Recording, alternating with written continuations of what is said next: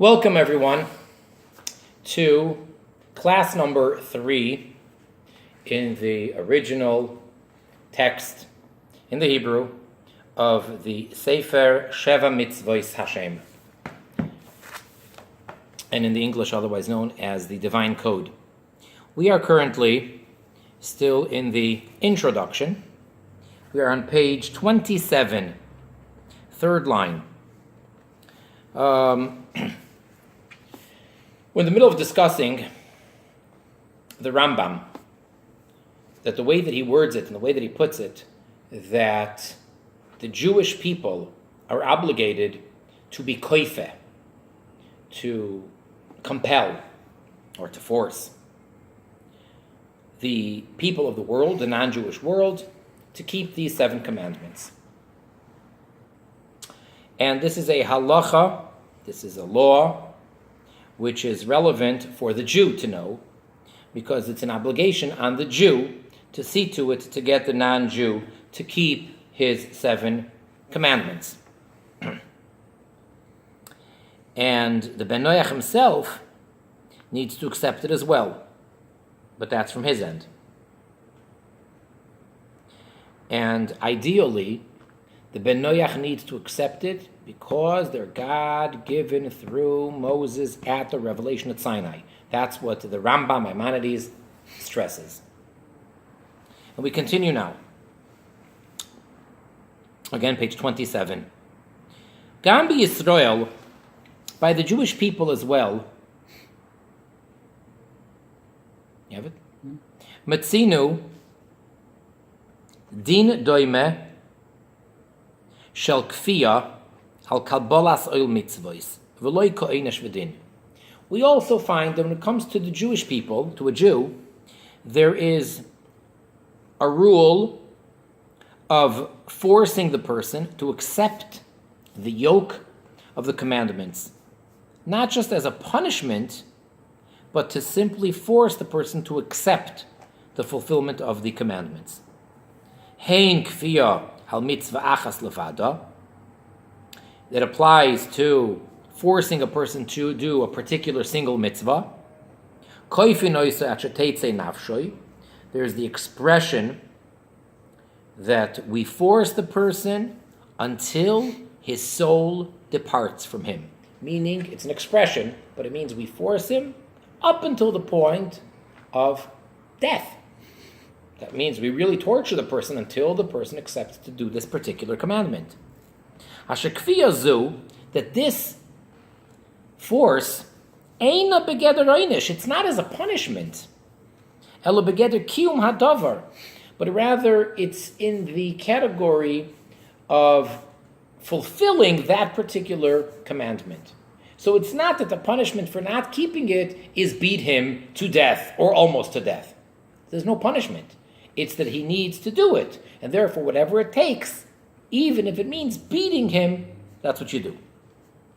Dehainu, meaning to say, shemuchrachu lases hamitzvah, he is obligated and he is compelled, he's forced to do the mitzvah.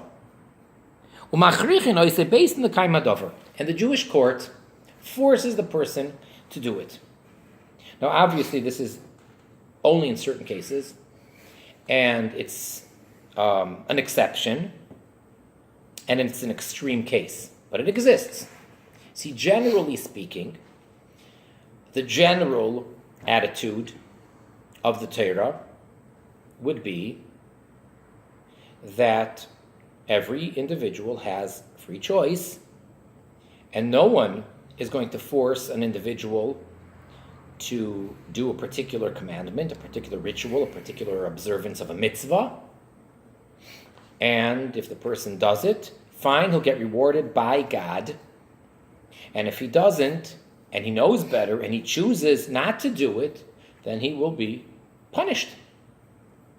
If it's something which involves another person, if it's the type of a mitzvah, which is between one person and his fellow, well, then it depends. We might be able to step in and force the person not to damage someone else, or to take away anything which can be harmful or damaging. In other words, we will stop the person if he's harming someone else, the extreme case. He's a roideif, which means that he is actively trying to kill someone else. Well, then everybody has to step in and mind their business, which means to stop him.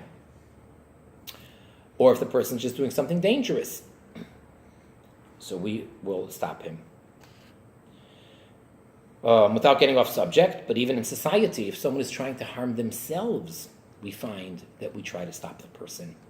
If the person is suicidal, the person is on the bridge, the whole city comes to a standstill, the whole fire department and police and everybody.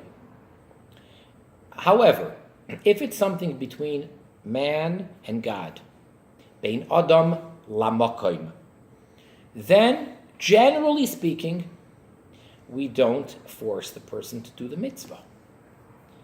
There may be an obligation that one Jew has to rebuke a fellow Jew, has to chastise him, but we don't force the person to do a mitzvah. However, in certain cases, we said, you force the person until his soul will expire. So the Beis Din, the Jewish court, steps in and will use whatever it takes, including physical force. Now, this doesn't necessarily apply nowadays. I don't want to get into any controversial issues. Some of you may know, may not know. It comes up. It was actually, it happened in New York recently. I'm not getting into that whole idea, whether it's, which position to take. But let's speak theoretically. In Jewish law, there is a concept that, quote unquote, the Beis Din, the Jewish court of law, can force someone in certain cases.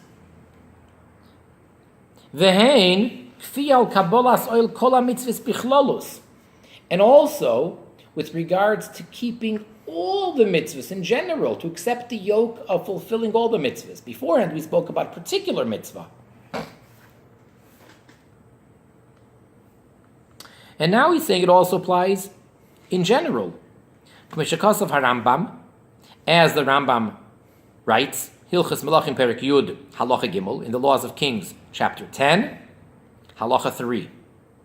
And we quote, Ben Noach shenis gayer.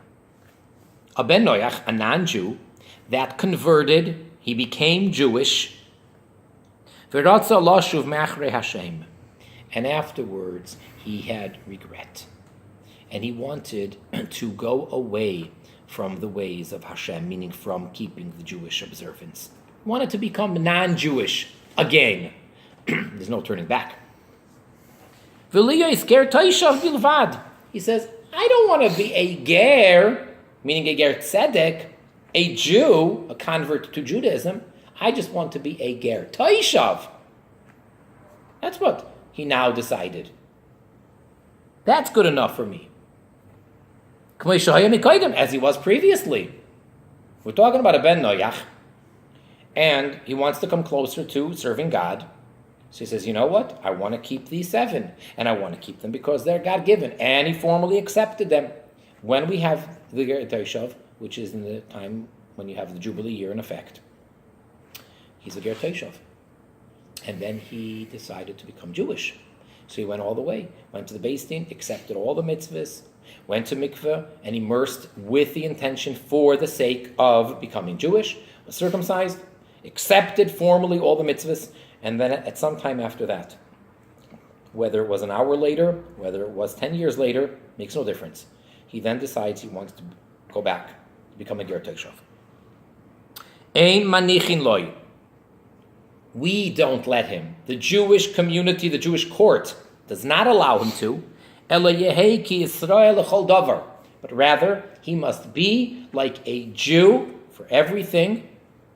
Or alternatively, he can be put to death. He shall be put to death. That's his choice.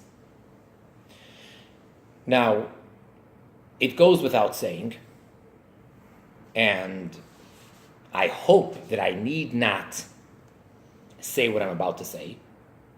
So let's keep it off the record. And I never said it. And that is, do not confuse this. Do not, God forbid, compare this to, let's say, other religions, such as Christianity, with the Crusades, and a person either they have the cross in one hand or the sword in the other. Your choice. Either you accept, ... and you embrace, and you take the cross and become Christian, or here's the sword and we kill you. That is familiar in history and whatever. That's not at all what we're saying here. In the Jewish religion, no one is proselytizing.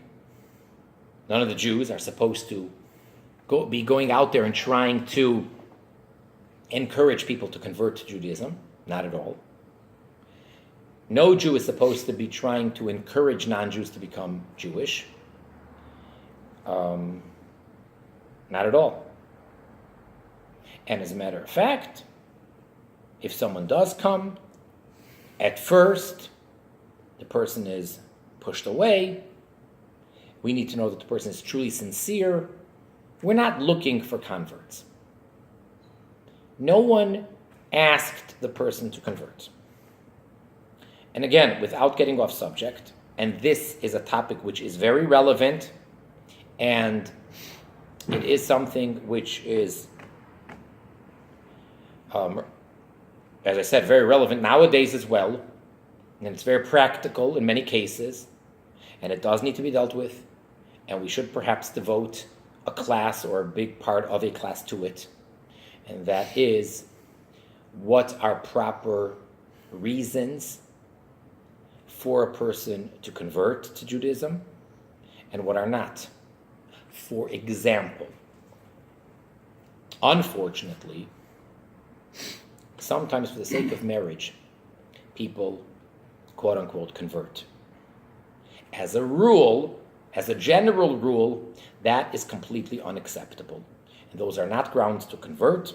And if the person converted, obviously each case needs to be dealt with individually, but as a general principle rule, the conversion is non-acceptable, illegitimate. Person may have meant well, they didn't know better. Neither of the two parties may have known. The Jewish individual and their, whatever, I won't call them a spouse, but their prospective spouse to be who converted, they may have meant well. That's irrelevant. But we could leave that for some other time. Back to the point. The Jewish people, as a whole and as individuals, are not seeking converts. That's not what the campaign of spreading Judaism is all about. That's not what the campaign of spreading Sheva Mitzvot is all about. What, for example, in our generation, the leader of the generation, the Moshe Rabbeinu, Moses of our generation, the final Redeemer, Mashiach, the Lubavitcher Rebbe, Melech HaMashiach, has mitzvah campaigns. Those campaigns are for Jewish people to go to unaffiliated or less affiliated or unobservant or less observant Jewish people and to, quote unquote, get them to be more observant of their own religion. A Jew is a Jew is a Jew. It doesn't matter what they look like and what they do and what they don't do. The Jew that's extremely strict in trying to keep all the rituals to every detail, which I guess can be labeled as ultra-Orthodox. And the Jew that is unaffiliated, belongs to no synagogue or temple, doesn't fast or go to synagogue even on Yom Kippur, on the Day of Atonement, or the Jew that claims to be an atheist or agnostic, those two Jews are, at the end of the day, the same. So therefore, the very observant Jew, or in this case, the Lubavitcher Chassid, the one who adheres to and is a disciple of the Lubavitcher Rebbe, Melech HaMashiach, has a mandate to go out and try to get as many Jews as possible, to do as many mitzvahs as possible, and to try to convince them in a pleasant, peaceful manner. There's the campaign of tefillin, to wrap, to lay the phylacteries. There's the campaign of mezuzah, of tzedakah, and so forth. 10-point mitzvah campaign, 10 mitzvahs, and then some. And then there's the campaign of Sheva Mitzvot HaShem, the 7 universal Noahide commandments. That again, these same people, Lubavitcher Hasidim, or anyone that is going to listen to the call of the Lubavitcher Rebbe Melech HaMashiach, or for that matter, anybody who is going to listen to what the Torah says and accepts the Rambam's ruling as such, has an obligation to convince the non-Jews to keep their Sheva Mitzvahs. And ideally, to keep them because they're God-given through Moses, as we're discussing. But by no means, and don't make the mistake, there is no hidden agenda. Whether it's me or anyone else that's involved in spreading and teaching the 7 mitzvahs b'nei Noach, there is no hidden agenda that, well, really, we want you to become Jewish, or we hope and pray. No, that is not so. That is a mistake. That is not so. What we want you to do if you're not Jewish by birth is be the best possible God-fearing person that you can be. And that is, be an observant ben Noach, from Chasidei Umay So'ilam, from the pious, from the righteous of the nations of the world, and without getting into the whole topic and discussion right now of Ger Toishav, but at least be like a wannabe could have been Ger Toishav. Technically, there can't be a Ger Toishav according to the Rambam. Nowadays, no Ger Toishav, fine. But try to live such a lifestyle. So, when the person converts, that's their choice. When they become a ger, a convert to Judaism, this was after the Beis Din, the Jewish court, was supposed to try to push the person away a certain number of times, and then the Beis Din tried to see if this person is sincere to the best of their ability. And there really should not be, cannot be, any ulterior motives. The person is not converting, for example, because of marriage. They met someone, this non-Jewish man met a Jewish woman. Forget it, that's it. Do not convert for her. Don't marry her. It may not be easy on an emotional level. The best thing for the two of them, for him and as well as for her, stay away. That's it. Let her find a Jewish man to marry. You find a non-Jewish woman. There are billions of them in the world, you know. Find one, she's your wife. That's it. Or vice versa. A Jewish man meets a non-Jewish woman. Forget it. Stay away. No conversion. The Jew obviously cannot leave their religion. And the non-Jew should not convert, cannot convert for the sake of marriage. Doing nobody a favor. You're not doing the parents that are more traditional, not doing anybody a favor. You may think you are. It's a big mistake. You're actually hurting all parties involved. That's one example. Or let's say someone wants to become Jewish because right now we're living in a time when the Jews are really upper class, and they're very successful, and they're very honored. We're not living in a time where they're being oppressed and where the Jew might be, God forbid, trying to hide his identity. But on the contrary, it's like the cool thing, it's the in thing to be Jewish. Hey, I want to join the winning team, so I want to be Jewish too. No, that's not acceptable. And so on, you can come up with examples. Why then would a person become Jewish? Because they want to embrace the Jewish religion and they want to serve God as a Jew. Whatever that means, and that concept can be developed. But it has to be God-focused, because this is how they want to serve God. All right? If that's what they feel and they have that driving force, that's a different story. Judaism does accept geirim. We do accept converts. After the person made this decision, it wasn't a haphazard decision. It wasn't something that the person slept overnight and decided, yeah, I want it, I like it. It wasn't that the person went to one class or spent one Shabbos somewhere or had one conversation or read one book and said, yeah, that's for me. No, it's much more complicated than that, and it's much deeper than that.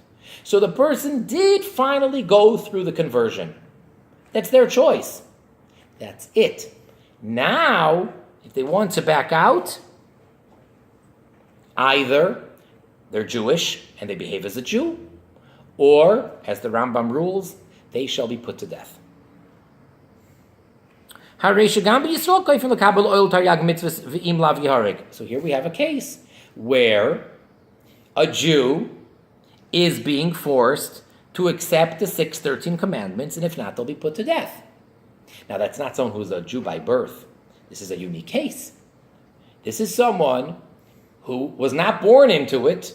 They chose it. But in this unique case, where the person chose to be Jewish, they chose on their own to accept the 613 commandments, and then they want to back out.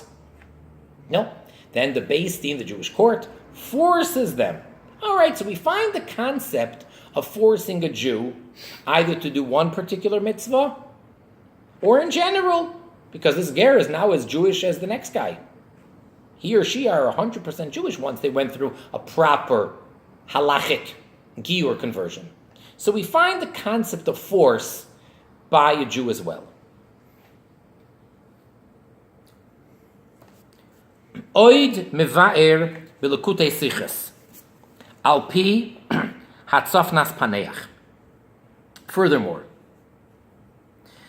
in Lekutei Sichos, and again, it was mentioned in previous class, Lekutei Sichos is the official title of the most official of the books of the Lubavitcher Rebbe, Melech HaMoshiach. Lekutei Sichos. There are 39 volumes of Lekutei Sichos. That's besides and in addition to all the other works of the Rebbe Melech HaMoshiach, which there are many, many, many, edited as well as unedited.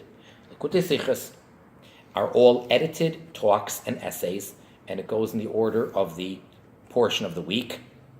So there's some 53 parshas, beginning with Bereshis, and then Noach, and so on, the 5 books, and several cycles.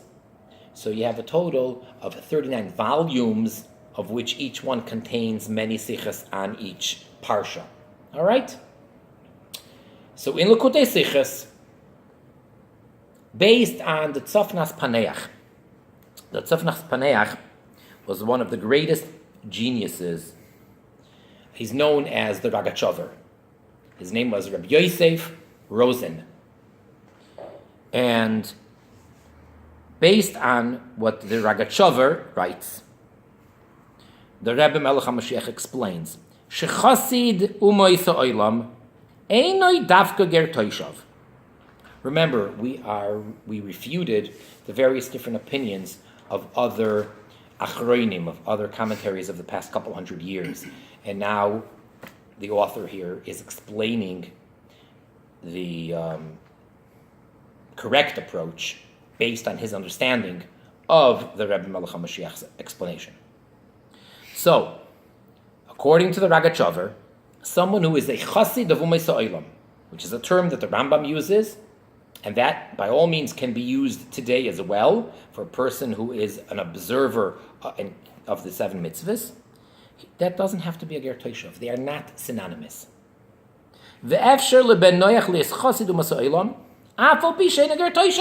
It is possible for a ben noyach, for a non-Jew, to be a chassid u'maysa olam, a pious of the nations of the world, and not be a ger toishav.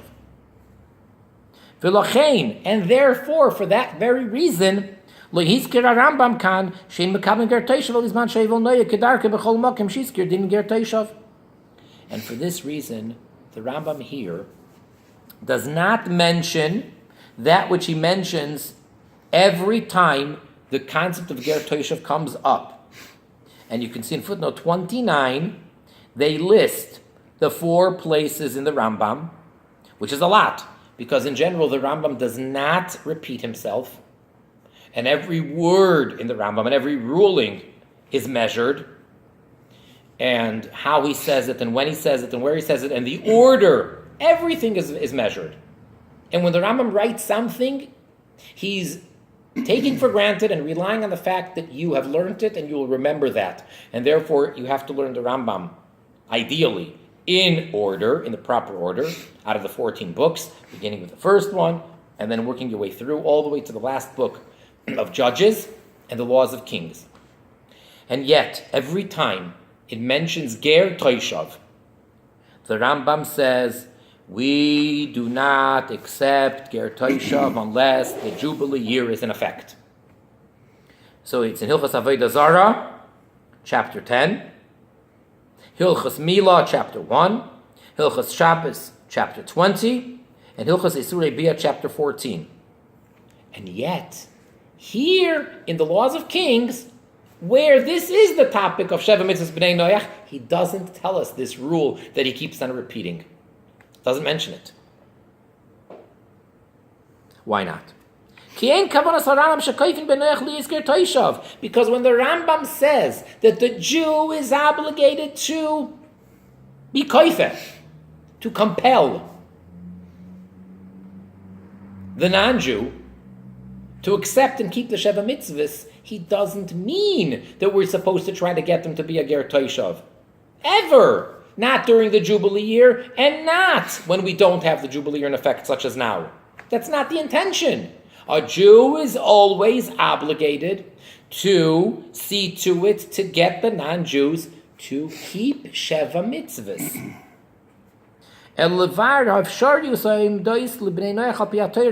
What the Rambam wants to tell us here in the Laws of Kings is the options that are before the Ben Noach according to the Torah. What is he able to do? What can the Ben Noach do? What does the Torah want from him? Aleph, A. Geirus Gemura Miritzoinoi. An absolute, complete conversion to become Jewish if he wants it, willingly. No forcing for that. Beis, B. Kiyum Sheva Mitzvahs. Then the other option that the Ben Noach has, you don't have to become Jewish, and that is keep the 7 mitzvahs. And that is where God commanded through Moses that we, the Jews, see to it to get the Ben Noach to keep those. Gimel, C, ger toishav, when that's available. He can become a ger toishav. Dalit and D, finally, lo mulatzmoy, to have himself circumcised, to circumcise himself. Those are the options. And only by B, by fulfilling the 7 mitzvahs as a regular Ben Noach, does the Rambam clearly state that the Jew is obligated to force the non-Jew to do them.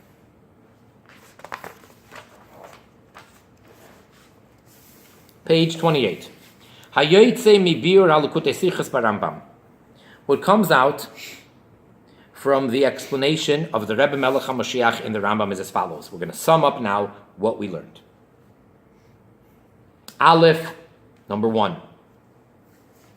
Ben Noach chayav lekabel al atzmoi, ulekayim sheva mitzvos mipnei shashem tziva livnei Noach, v'hidia lohem al gidei Moshe Rabbeinu b'Torah. A ben Noach, which includes every single human being that's not Jewish.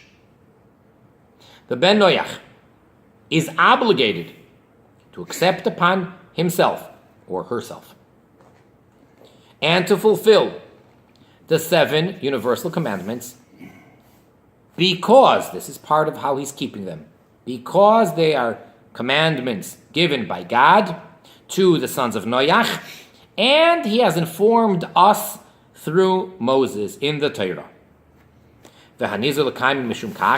And one who's careful to observe them and he keeps them because of that above mentioned reason, behold, that person now has the status of, is labeled as pious amongst the nations. That's the ideal. That's what he's obligated to do. All right? Not saying he can't get to a higher level, can't get better. Not necessary. That is what he is. So he would, so to say, be a card-carrying Chasid Umaysa Olam. He's the pious amongst the nations because he's keeping the 7 for the right reason, 100%. Beis, point number 2. Chiyuv zeh, this above-mentioned obligation that we just said, koilel includes Kabbalas oil malchus shamayim, to accept upon himself the yoke of the sovereignty of heaven. V'hakara bakel kemitzave hamitzvos halolu, and to recognize that God Almighty is the commander of these 7 commandments. So that's same idea as number 1, but that's what it includes, that the person has to realize and recognize. In other words, what we're saying is not just to keep them because they're moral and ethical and they make sense. Again, we're not saying that, if that's where the person's at and that's the way you're going to get him to do it. We'll see. But ideally, the person has to recognize that these are divine commandments. Gimel, point number 3. Chiyuv b'nei Noach me'olam lo yishtane. The obligation of the ben Noach has never changed. V'atzivui la'adam v'Noach, and the commandments given to Adam, the first 6 commandments, and then to Noach, reiterating the 6 and giving him the 7th. Hu hatzivui, this is in fact the commandment shechazar al atzmei Moshe Rabbeinu, that was repeated to Moses. And he points out in footnote 31 that essentially the commandments didn't change, even though certain details were changed by the giving of the Torah through Moses. That God may have, fine-tuned, so to say. But the 7 remained the 7. The general 7 commandments always were, and the only thing that the giving of the Torah is that God reiterated them. Ella, shemi she'eino nizar bohen lekayman b'shleimusan mishum shnitztavu al gidei Hashem b'Torah v'nimsar al gidei Moshe Rabbeinu eino chasid u'maysa olam. The only thing is that if someone is not careful to keep them in the most ideal, perfect way, namely because they're God-given in the Torah and they were conveyed and transmitted to us through Moses, that person cannot be called a chassid of Umaysa Olam, from the pious or the righteous amongst the nations of the world. He's keeping the 7, but if he's not doing it as we keep on stressing, then you can't call him the chassid of Umaysa Olam. Dalit, point number 4. Chiyuv ben Noach ve'efsharusoi liyes chassid Umaysa Olam hu b'chol zman. The obligation, and therefore the opportunity and the possibility for a non-Jew, for a ben Noach, to be in the category of a chassid of the nations of the world, applies all the time. No difference. And it is not dependent on a time where we, the Jewish community, can accept a ger toshav, meaning it has nothing to do with the Jubilee or being in effect or not, nothing to do whether the Holy Temple is standing or not, nothing to do with whether we're living in the land of Israel or not. Irrelevant. A non-Jew in any given time or situation, it's his choice, can become Chasid Umaysa Olam, from the pious or the righteous amongst the nations of the world. Hey, point number 5. Choiva al Yisrael.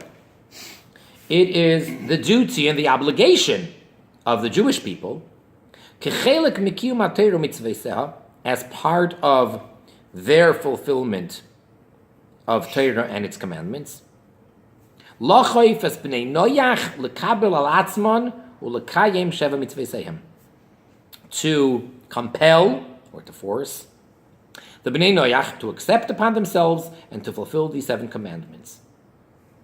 So everything we said in the first 4 points was all focused on the ben noyach, the non-Jew. Point number 5, we're bringing in the Jew into the picture. It is an obligation on the Jew.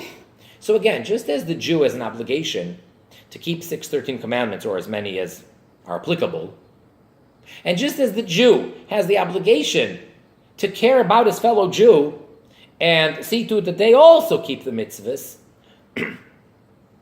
in a similar vein, and perhaps even more, because we're saying that the Jew is obligated to koife, to force the non-Jew.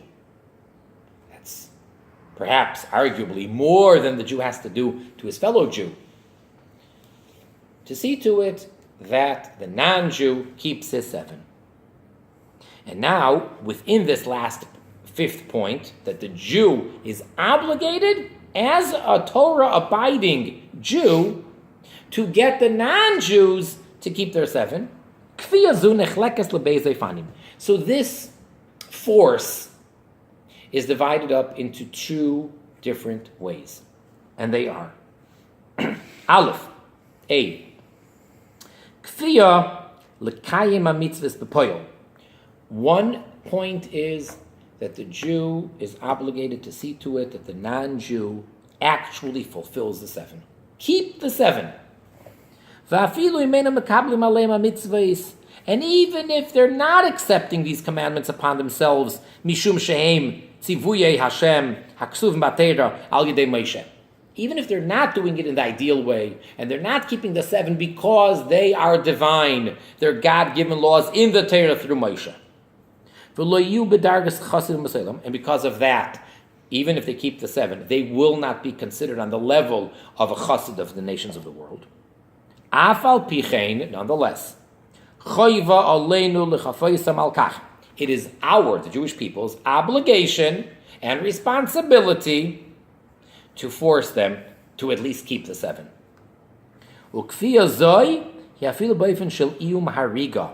And this force is even in a way of threatening to kill them. That if they don't accept to keep the 7, they'll be put to death.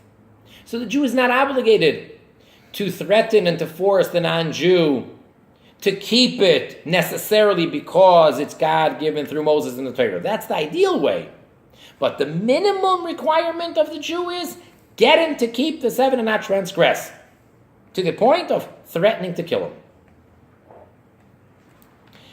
B, the second type of forcing. Then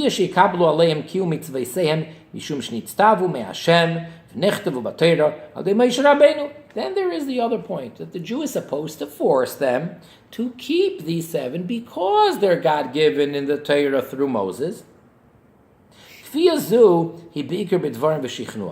This type of forcing is primarily only verbal, and it's through trying to convince them and influence them. That's all. No threats. No death. No physical pressure. L'hoyres lahem, to teach them and show them that this is in truth the real way they have to keep it. Don't just do it because it's a moral, ethical, fine, logical, rational thing to do. No, but try to explain to them that they should really do it because it's God given in the Torah through Moses.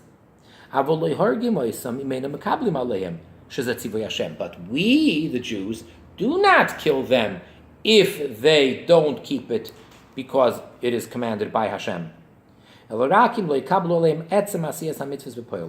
only kill them if they do not actually fulfill them. So is the actual observance, are they transgressing the 7 or any of them, or are they keeping them? If they're keeping them, that's it. They have a right to live, and we've accomplished a certain level. Should we stop there? No. We try to convince them and get them to accept it in the ideal, perfect way, that they should be from Chasidei Umay Sa'olam. But that is just a matter of convincing, not a matter of forcing. So we have two types of interaction or influence that the Jew has towards the non-Jew. The more intense responsibility is at least get him to keep the 7, even at the threat of killing him. And then the other way is try, in a pleasant way, to influence him to accept it in the higher form, that it's God-given in the Torah through Moses. And finally, Vav, point number 6. And again, to remind you, this is all based on Likutei Sichos. Ger, Teishav, v'chasid u'mesa'olam. The two terms, Ger Teishav and Chasid u'mesa'olam. Shtei toyarim shoinim heim. They are two different descriptions, two different people. Ve'ein ben noyach tzorich lekabel al atzmai liyizker teishav. A ben noyach is not required, never does he need to become a ger teishav. Ve'chein, and likewise, ein noy tzorich lekabel al atzmai oil zayin mitzvahs bifnei beis din Yisrael. And therefore, he need not ever accept upon himself formally in front of a Jewish tribunal, in front of a Jewish court of law, to keep the 7.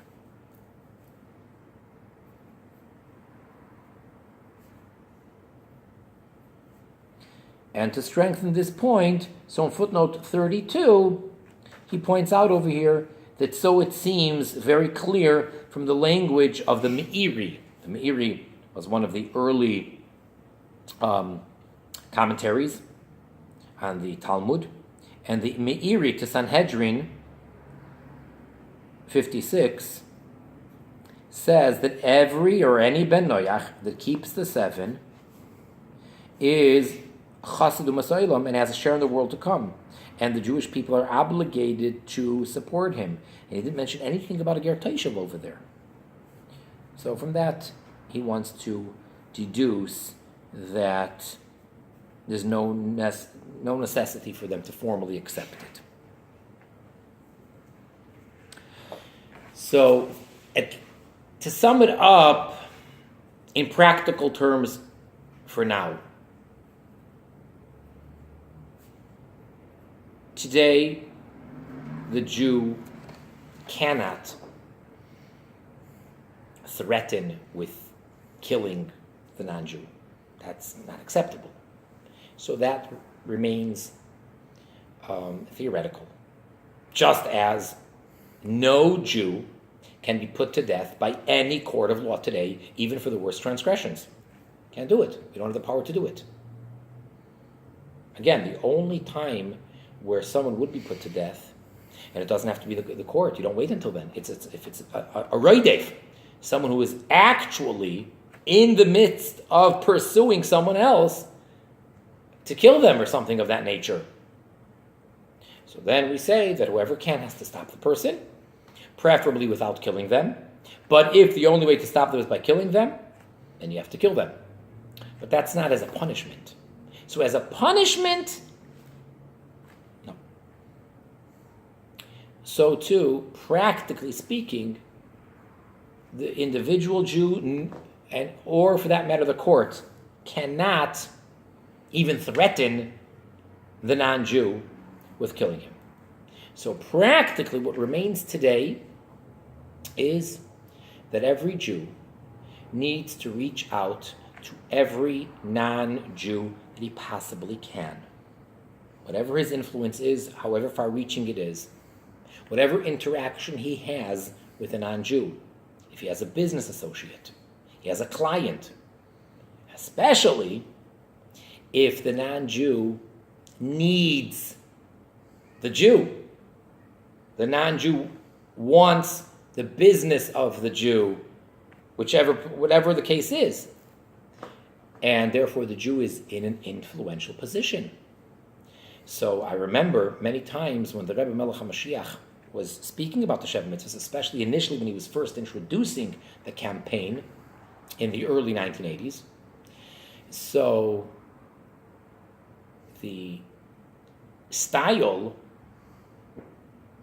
the content of the talks then that the Rebbe Melech HaMashiach was saying was something to the effect of the Jew should not merely utilize his influential position to try to make money off of the non-Jew.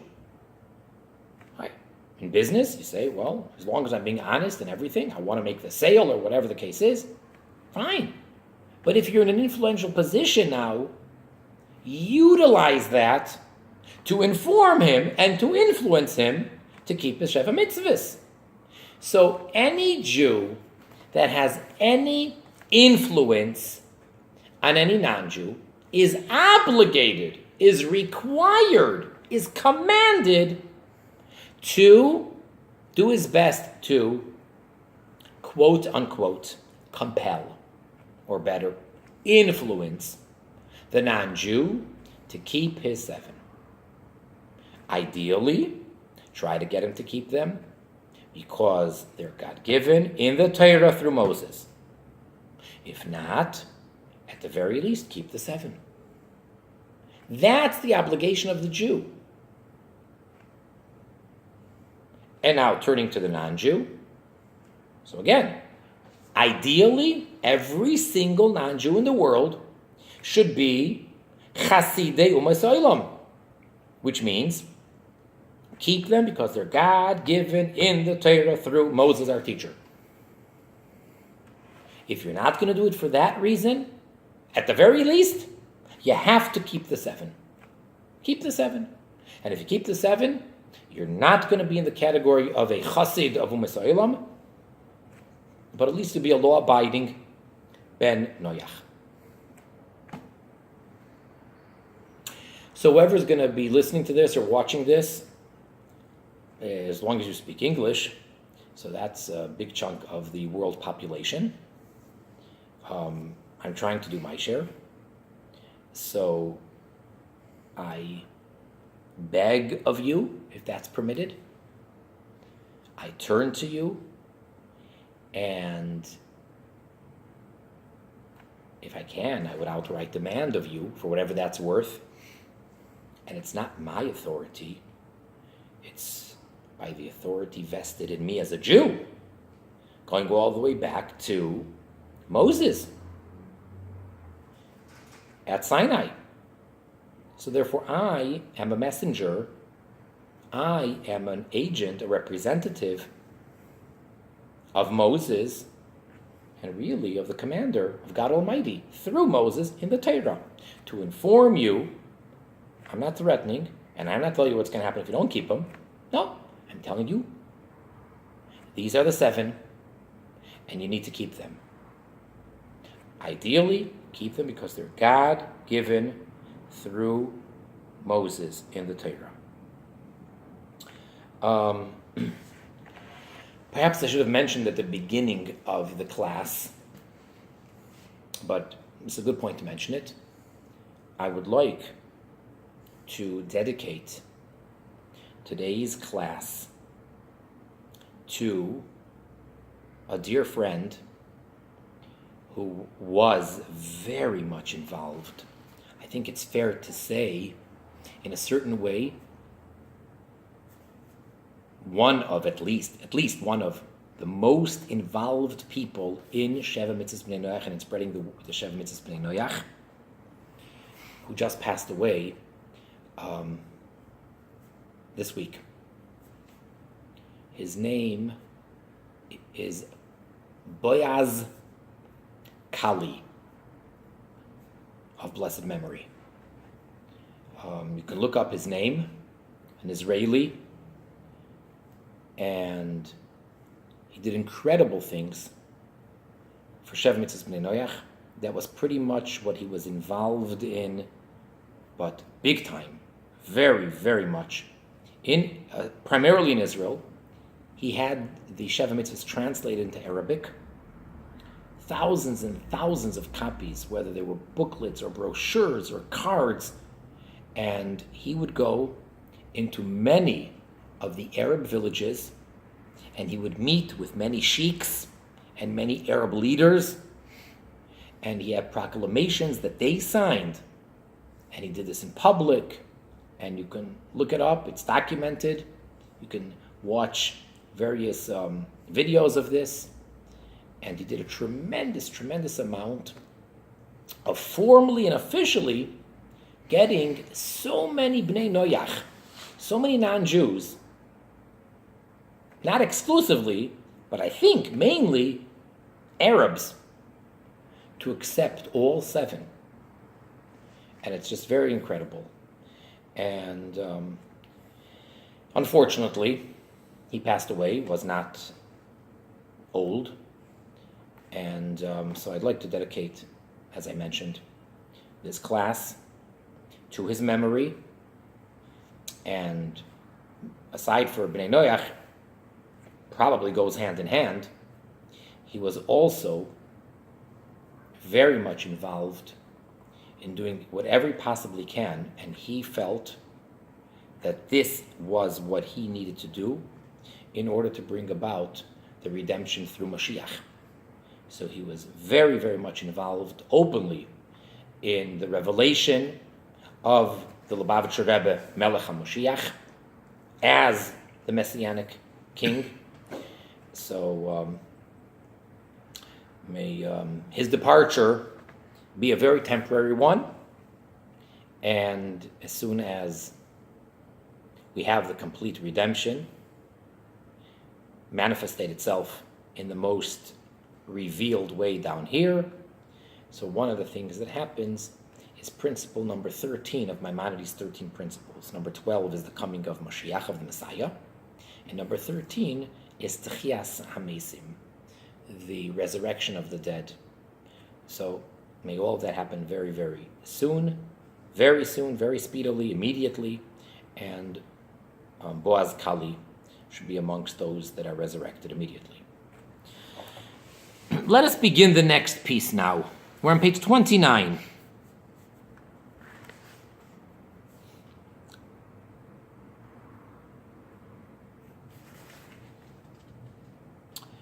Makar Rambam v'imlei kabel yehareg. We're now going to discuss what is the Rambam's source for these very harsh words that he says in his ruling. And that is that if the non-Jew doesn't accept them, he shall be put to death. That's quite harsh. What's the source for that? V'yesh la'ayin heichan hamakar l'mashakasav harambam tziva Moshe Rabbeinu lachayf chulu v'im lo yekabel yehareg. We need to analyze and look into what is the source for what the Rambam wrote that Moses, our teacher, has commanded to force everybody to keep these 7, and if the person doesn't accept them, he shall be put to death. From where? Where does he derive such a thing that a non-Jew, a Ben Noach, is to be killed for not keeping or not accepting the 7? Where does that come from? V'nira li, it appears to me. So I guess this is Rabbi Weiner speaking, the author of this book. The Rambam loimed kain, that the Rambam learns this me'apsukim, from the verses, and he's quoting now from Devarim Deuteronomy chapter 7, right at the beginning of chapter 7, the first couple of verses. Shetziva Hashem al Yisrael, where God commanded the Jewish people, B'negeya l'shiva u'meis Canaan, with regards to the 7 Canaanite nations, the nations that were in the Holy Land of Israel before the Jewish people got there. So they're all families of Canaan, so they're known as the Canaanim. They're really 7 nations. And it says, Ki yiviacha Hashem, for when God will bring you, v'noshal goyim rabim miponecha, and He will take away many nations from before you, Shiva goyim, 7 nations, v'hikisam hacharim tacharimam atem, lo yisichro yislam bris, v'lo yisichonim, v'lo yisischatin bam v'goymer. You shall smite them, you shall destroy them, do not make a covenant with them, do not allow them to have residence in the land, and do not intermarry with them, etc. So in this small section, in these verses that we just briefly quoted, there are 4 commandments for the Jewish people. And they are, Aleph, number 1, Hacharei moisam, destroy them, Laharoig shivas omos, and that is to kill the 7 nations. The Jewish people were clearly commanded, kill these people, the 7 nations. According to the conditions that the Rambam already delineated earlier in the Laws of Kings in chapter 6. Beis, mitzvah number 2. Not to make a covenant with them, no peace treaty, as is explained in the Rambam, the Laws of Idol Worship, chapter 10. Gimel, mitzvah number 3. Lo yisechonim. Do not allow them any residence.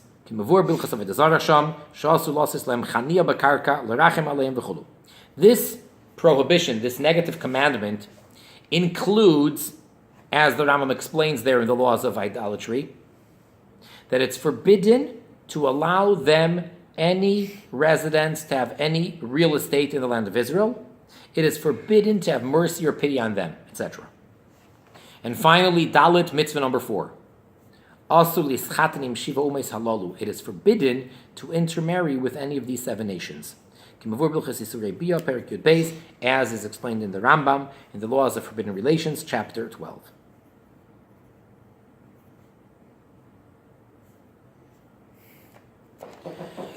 I think we're going to stop right here at this point.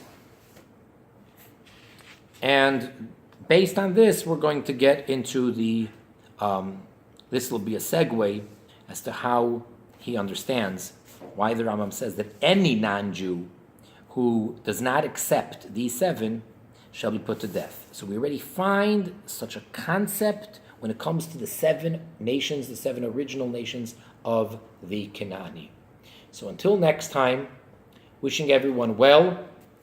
And again, I think we stressed in today's class the importance of keeping and adhering to the 7.